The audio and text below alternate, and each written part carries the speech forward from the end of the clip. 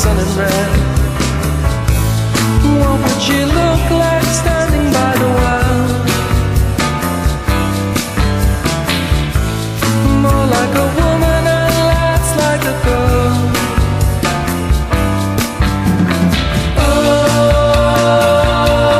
if I could make sense of it all, I wish that I could sing or stay in a melody. I would float along in my everlasting song. What could I do to believe?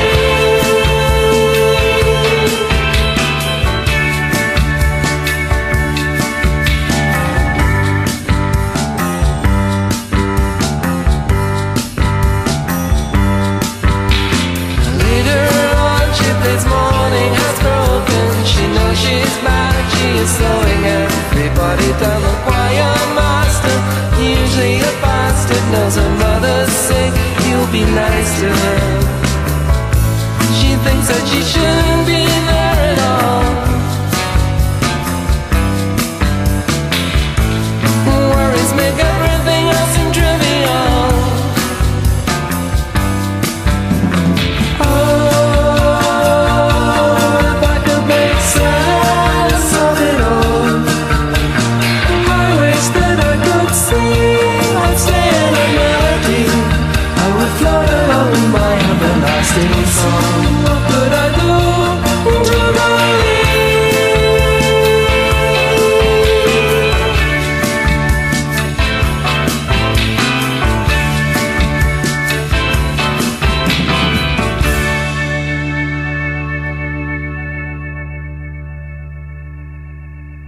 Act of Apostle Part 1.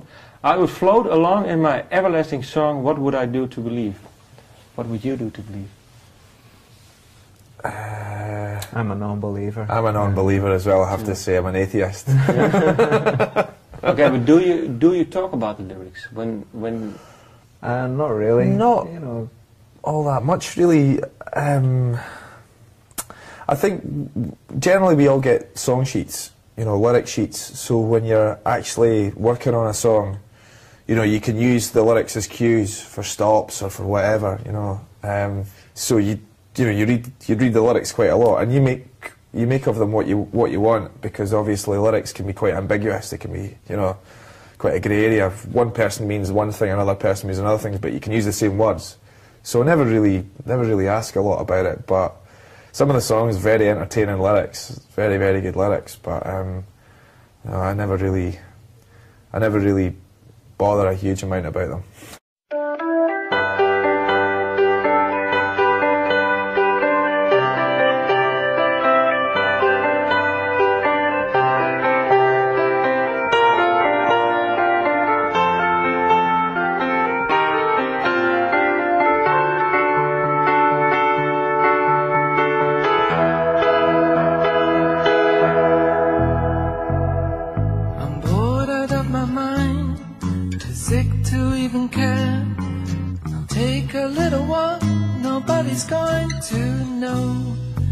Senior year, it gives you a little free time.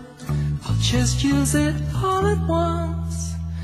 Took the fence and the lane, the bus and the train. Bought an independent to make me look like I've got brains. I made a story up in my head. If anybody would ask, I'm going to a seminar. I'm a genius, I'm a prodigy, a demon, my science, I'm up for a prize. If you gotta grow up sometime, you've gotta do it on your own.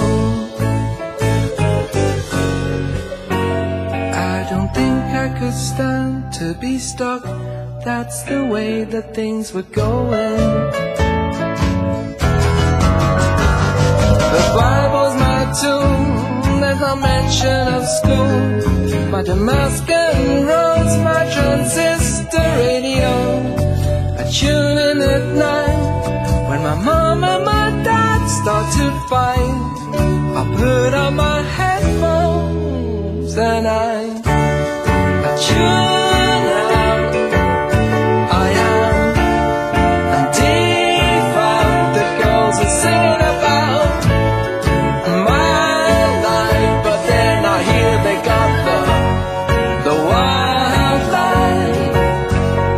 If you wanna find out, you've gotta look 'em in the eye. That's why my only choice is find the face behind the voice.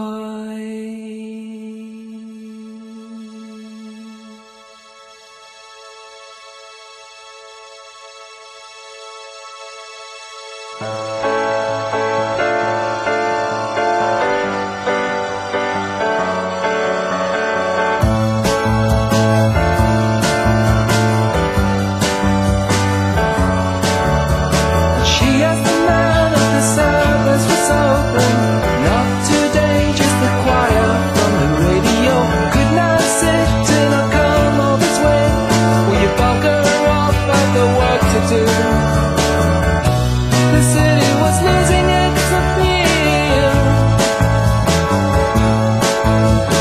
God was asleep, he was back in a village in the fields.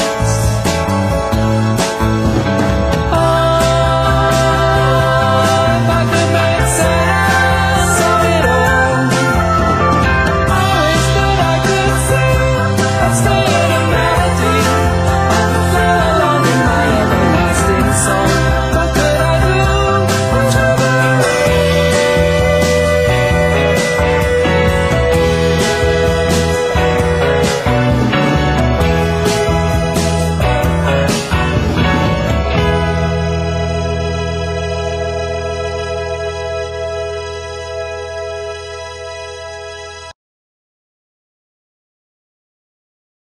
What sort of feel did you want the album to have then? A bit more upbeat, drums and bass kit, I don't know, more rhythm, Yeah. more rhythm section kicking a bit, I think. More immediate. I think the songs Yeah. are shorter as well. Yeah. There's a lot kind of, kind of more. They're just more immediate. There's some, there's a lot of difference in this album. There's no strings or anything. There's a lot of guitars, and the bass and drums and bass are pushed way up in the mix, which And is how come? different to other stuff. It's just that's what suited the songs at the time, and plus the producer as well, Tony Hoffer, who produced it. That's the way that he recorded it. So. So, but did you talk about it then? How you wanted the sound to be, or was it something that just happened? We'll talk about it a bit, yeah. Tony came over before we went to record the album in LA. He came to Glasgow, to basically sit and listen to some of the songs, and you've got to really meet somebody before you can work with them. It's just the way it is. And we just sat and talked about different songs we were playing and stuff, and we were going to have on the album, and how we wanted to do them and what our aspirations for them were. So when we get in the studio, we're both aiming at the same direction, and we're not conflicting.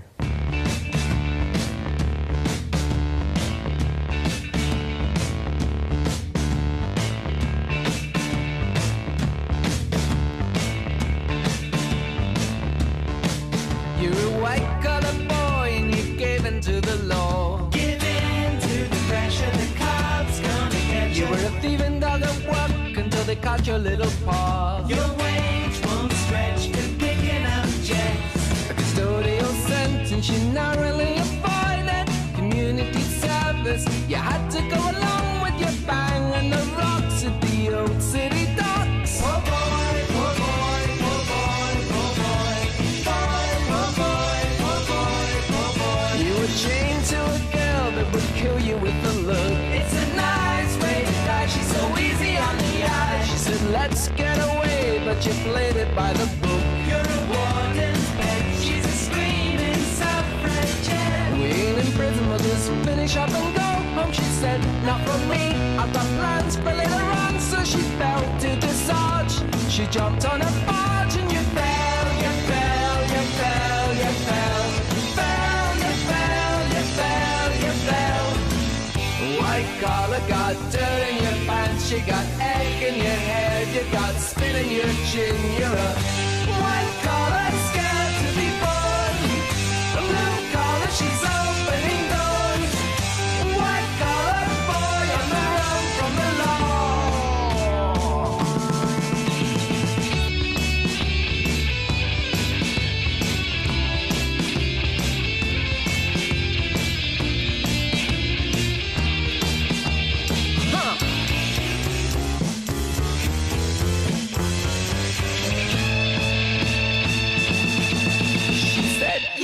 ugly, you can kiss me if you like. Go ahead and kiss her, you don't know what you're missing. Now baby, you're special, but there's something not quite right. She's a Venus in France, and you wanna split hairs. Oh, I am innocent, you were the rocket. Things were okay till you took out the copper. Now leave me alone, get used to the change. You're a pain, you're a pain, you're a pain, you're a pain. Pain, you're a pain, you're a pain, you're a pain.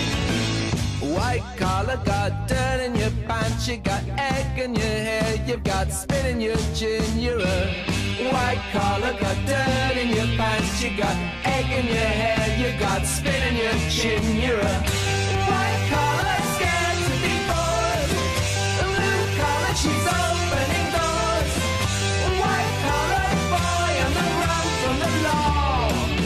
The law, the law, the law. Get on your bike, get on your horse.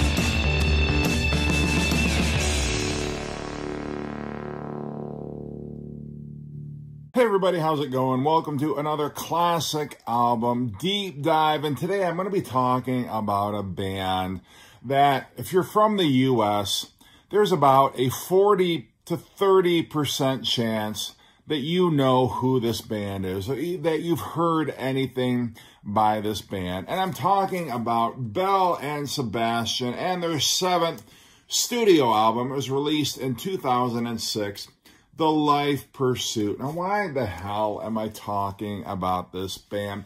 Well, there's going to be certain videos where you automatically know I'm going to make this video and not many people are going to watch, because who the hell cares about Belle and Sebastian? But it's an album that I'm so passionate about, an album that I love so much that I'm going to do a video anywhere. If people don't watch, I'm going to do it anyway. I do not care, because I like this album enough. But basically, the nearest I can compare it to is if you like Nick Drake, who was late 60s, early 70s singer-songwriter, very much kind of in the English folk vein. If you like Nick Drake, if you like the Smiths, if you like the House Martins, both UK bands from the 1980s, you will probably find something to love about Belle and Sebastian. And the thing about this album is it doesn't sound like a lot of Belle and Sebastian's other releases.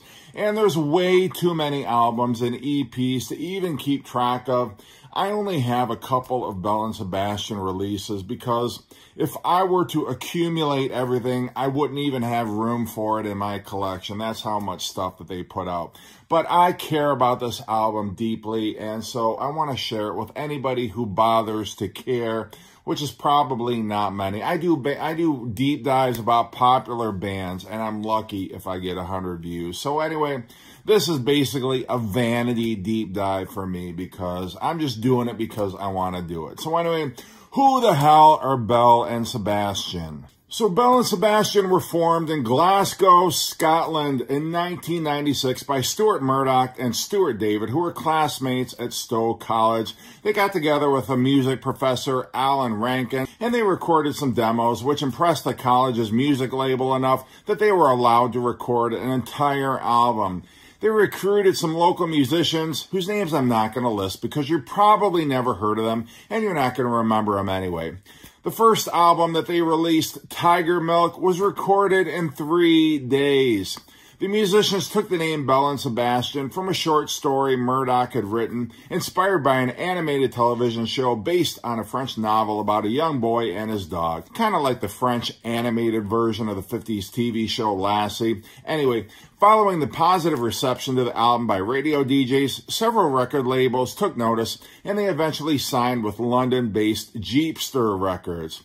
Their second album, If You're Feeling Sinister, is widely considered to be the band's masterpiece and is actually on Rolling Stone's list of the best 100 albums of the 90s, which begs the question, why aren't I doing a deep dive of that album? To which my response is, fuck off. This is my channel, and I'll decide which albums I cover. Anyway, The band released several albums and a bunch of EPs throughout the next couple of years with diminishing results, and eventually their folky chamber pop style began to wear thin.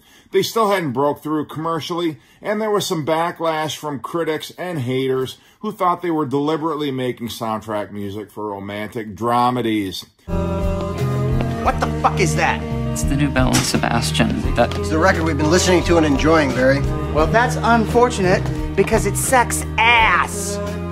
The band signed to Rough Trade Records in 2002, and they began to pivot away from their folk pop formula, beginning with 2003's Dear Catastrophe Waitress, which was produced by Trevor Horn, yeah, the nerdy guy from the Buggles, who inexplicably was a member of Yes in the early 80s. So anyway, that brings us to this album, their next album, which was released in February of 2006.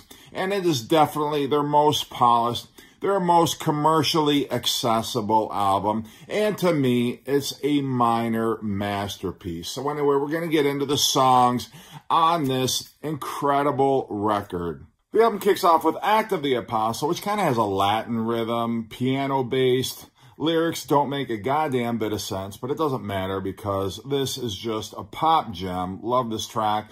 Then we get into Another Sunny Day, which has a bit of a jangle pop feel to it, very much in the style of the House Martins or, in some respects, the Smiths. I like this one a lot. Not as much as Act of the Apostle, but I do like this one. Then White Collar Boy, which has a glam rock feel to it. I love this track.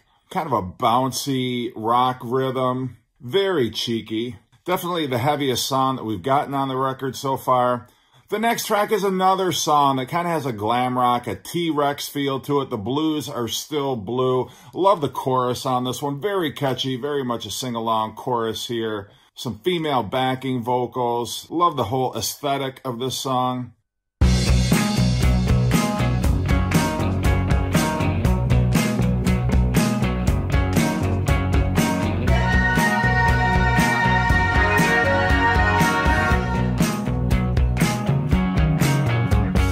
Look at the kid from school. He's teaching mamas and papas how to be a little cool. He's changing fashion the way he dress. Attracted to old and the hoodies wear the moody for the kid with the will to funky dances in secret. He's a part-time punk. Now she's getting off the plane. She wants to write a thesis on the population of the privileged. The kids fighting up the lane. The shoplifting, just drifting like the switchblade on the cross. But if there's trouble, she's got the move. She's taken an elementary class in Kung Fu. I left my washing in the laundrette. You can put some money on it. You can place a little bet that when I see my washing, the black will be gray and the white will be gray, but the blues are still blue. I'm crying out for my mom. If the malady don't go away, we're in a little trouble with the boss of the company.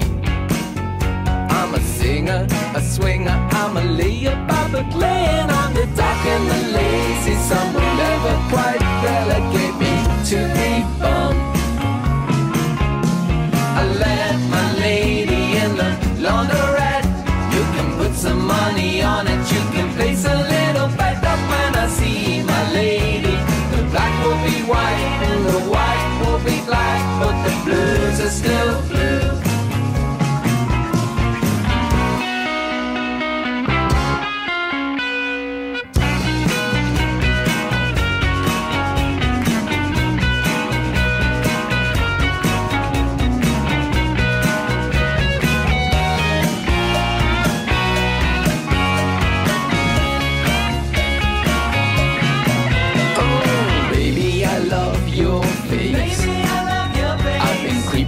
This time because all creeping's just my way, but with a little wink I'll be there. I'll be excited for a week, but then excitement starts to fade. I know you're young, but you're out of touch. Your French, your vocabulary's not quite full. I left my homework in the laundrette. I got a letter from my mama, which my stupid dog had said I hid behind the fence. Here comes a deputy head with the bark of a bulldog. He's not making much sense. I left my lady in the laundrette. You can put some money on it, you can place a little bet up when I see my lady. The black will be white and the white will be black, but the blues are still blue. I left my lady in the laundrette. You can put some money on it, you can place a little bet up when I see my lady. The black will be white and the white will be black, but the blues are still blue.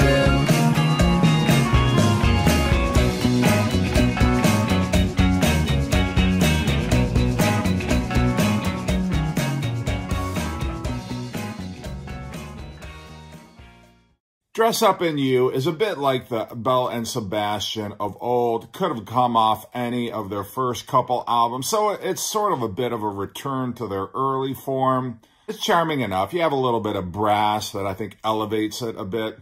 Then the last track on side one is Suki in the Graveyard. It sounds like it has a Hammond organ. Another sugary pop rock confection. There's just something about these bouncy rhythms that are so infectious. They just stick in your head.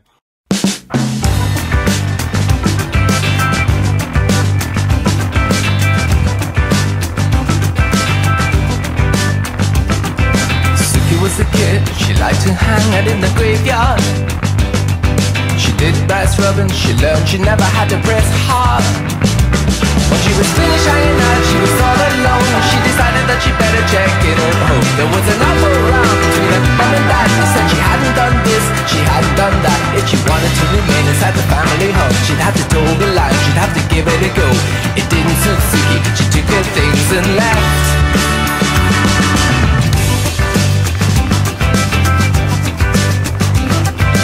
Suki was a kid, she liked to hang out in the art school. She didn't enroll, but she wiped the floor with all the assholes. She took a bijou clap at the fraternity cat, and she hid inside the attic of the sculpture building. She had a slut slave and his name was Dave. She said, be my photo bitch and I'll make you rich. He didn't believe her, but the boy refused her. He got her the meals, he got her the bed. He was behind the screen and she started to undress. He never got far, just looking and playing guitar.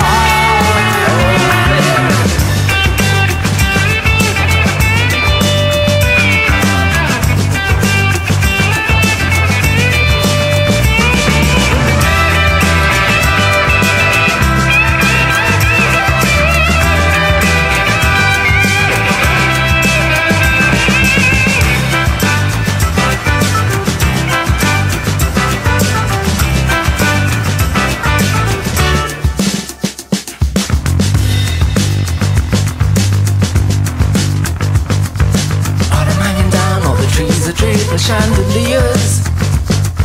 The Suki saw the beauty, but she wasn't wet behind the ears. She had an A1 body and a face to match. She didn't have money, she didn't have cash. With the wind coming on and the attic cold, she had a present nose and the refrigerator wall. The 16 pudding, she went with that. She had to pose for life with all the stars in the bar. She didn't feel funny, she didn't feel bad. Peeling away everything she had. She had the grace of a Neil, sleek and stark, as the shadows played tricks on the girl in the dark. Dark. Suki was a kid, she liked to hang out in the graveyard. Suki was a kid, she liked to hang out in the graveyard. I don't know. Am I crazy here? Am I the only one who likes this album? I really do like, I don't know, there's something about these songs. They have such a pure pop sensibility to them, and they draw from so many different influences. But this has a bit of a retro 70s feel. Side 2 opens with We Are the Sleepyheads, one of the fastest songs on the album. I love the guitar strumming here. The ethereal background vocals are very cool. And it's taken at such a frenetic pace. I absolutely love that track.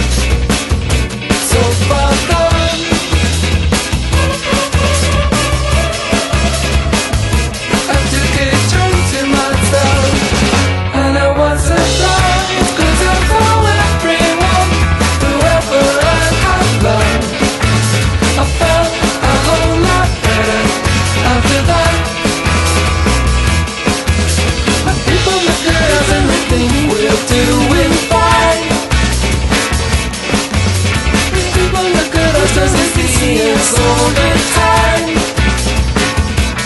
All the time. But they never take to us.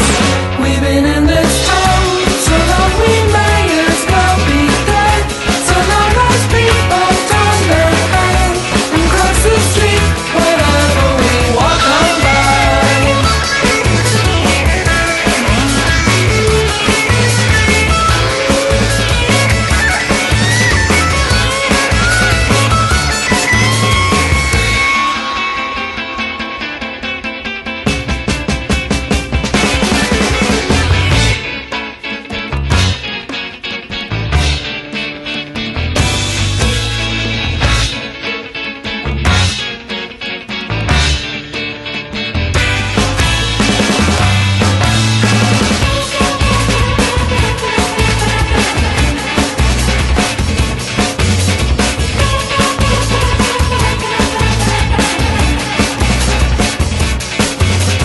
Someone told us it wasn't really matters most. The beauty of the moment is a beauty sadly lost. Sadly lost. So I went and right to your house over tea and gin. We talked about the things we read, the look and joy, the things we said. And now it's morning, we are the sleepyhead. Then Song for Sunshine, which is a bit, you've got that clavinet that opens the track, which I think is very cool. And it has this psychedelic trippiness to it, which I find very cool. Very retro 60s, kind of late 60s, I guess.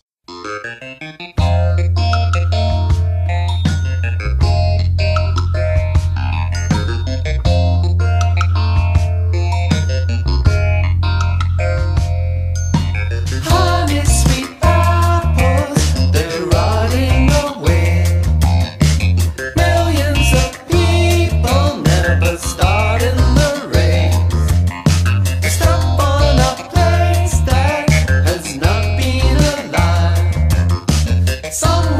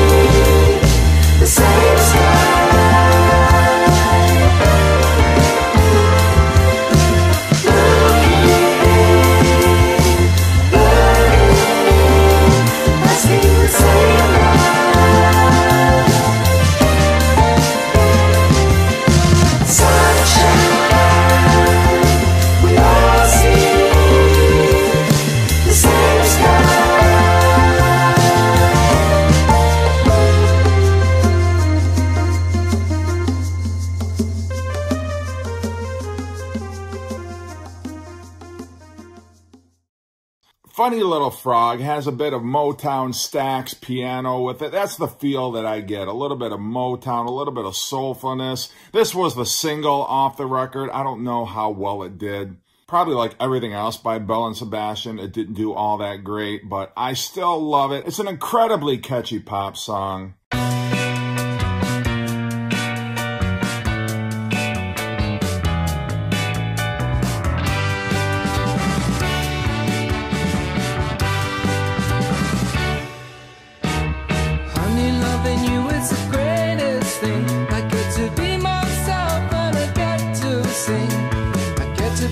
Being irresponsible, I come home late and I love your soul. I never forget you in my prayers. I never have a bad thing to report. You're my picture on the wall, you're my vision in the hall. You're the one I'm talking to when I get in from my work. You are my girl and you don't even know it. I am living out the life of a poet. I am the jester in the ancient cold. You're the funny little frog in my throat. My eyesight's fading, my hearing's dim. I can't get in shot for the state I'm in.